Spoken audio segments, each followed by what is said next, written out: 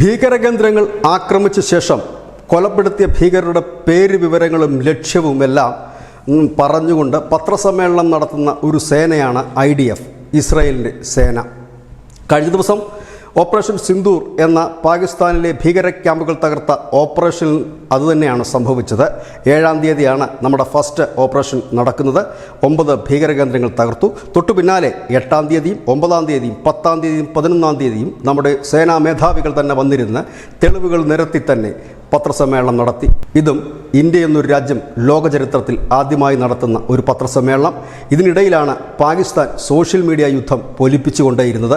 പാകിസ്ഥാൻ്റെ സോഷ്യൽ മീഡിയയിൽ വരുന്ന പല വാർത്തകളും നമ്മുടെ ഇന്ത്യൻ മാധ്യമങ്ങൾക്കും വിരുന്നൊരുക്കി.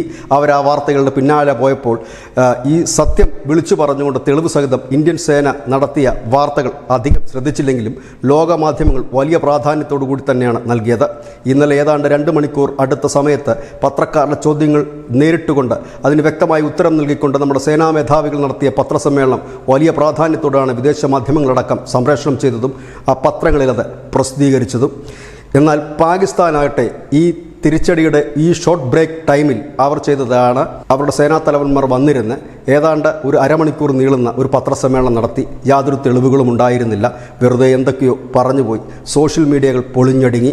കാരണം ഇന്ത്യ തെളിവ് നിരത്തി ഉപഗ്രഹ ചിത്രങ്ങൾ സഹിതം കൃത്യമായ ടാർഗറ്റുകൾ പറഞ്ഞ് കൊലപ്പെടുത്തിയവരുടെ പേര് വിവരങ്ങൾ വെളിപ്പെടുത്തിക്കൊണ്ട് നടത്തിയ പത്രസമ്മേളനത്തിന് മുമ്പിൽ സോഷ്യൽ മീഡിയ യുദ്ധത്തിൽ അവർ പരാജയപ്പെട്ടു തുടങ്ങിയിരിക്കുന്നു. ഏതായാലും ഇപ്പോഴും പാകിസ്ഥാനികളുടെ സോഷ്യൽ മീഡിയയിൽ അവിടെയും ഇവിടെയുമൊക്കെ വിജയഗാഥകൾ പാടി പുകഴ്ത്തുന്നുണ്ടെങ്കിലും അതൊക്കെ വിശ്വസിക്കുന്നവർ ഇപ്പോൾ കേരളത്തിലടക്കം ചിലർ മാത്രമാണ്. അവർക്കത് കാണുമ്പോൾ വല്ലാത്തൊരു സുഖമാണ്. കാരണം എങ്ങനെയെങ്കിലും ഈ രാജ്യം പരാജയപ്പെട്ട് കാണണമെന്നാണ് അവരുടെ ആഗ്രഹം. ഏതായാലും അങ്ങനെയുള്ളവർ ഇന്നാട്ടിൽ പോലും ഉള്ളപ്പോൾ പാകിസ്ഥാനിലെ ബ്ലോഗർമാർക്ക് ഇനി കൊയ്ത്ത് കാലമാകും. ഏതായാലും പാകിസ്ഥാനികൾക്ക് കാര്യം മനസ്സിലായി തുടങ്ങി. അവിടുത്തെ ഡോൺ ഉൾപ്പെടെയുള്ള പത്രങ്ങൾ ഇന്ത്യ തകർത്ത വിമാനത്താവളത്തിൻ്റെ ചിത്രങ്ങളും റൺവേയുടെ ചിത്രങ്ങളും സഹിതം വലിയ വാർത്ത നൽകിയപ്പോൾ സത്യമൊരിക്കലും മൂടിവെക്കാൻ കഴിയില്ല എന്ന് ഒരിക്കൽ കൂടി ഏവർക്കും മനസ്സിലായി. ഇന്ന് ലോകമാധ്യമങ്ങളെല്ലാം തന്നെ ഇന്ത്യയുടെ ആ ബിഗ് ഓപ്പറേഷനെ കുറിച്ച് തന്നെയാണ് വാർത്ത. കഴിഞ്ഞ ദിവസങ്ങളിലൊക്കെ അവിടെയും ഇവിടെയും നിന്ന് പാകിസ്ഥാനിൽ നിന്ന് ലഭിച്ച വാർത്തകൾ പെരുപ്പിച്ച് കാണിച്ച് വാർത്തയുണ്ടാക്കിയവരൊക്കെ ഇപ്പോൾ മാളത്തിൽ ഒളിച്ചിരിക്കുന്നു. News desk news India Malayalam.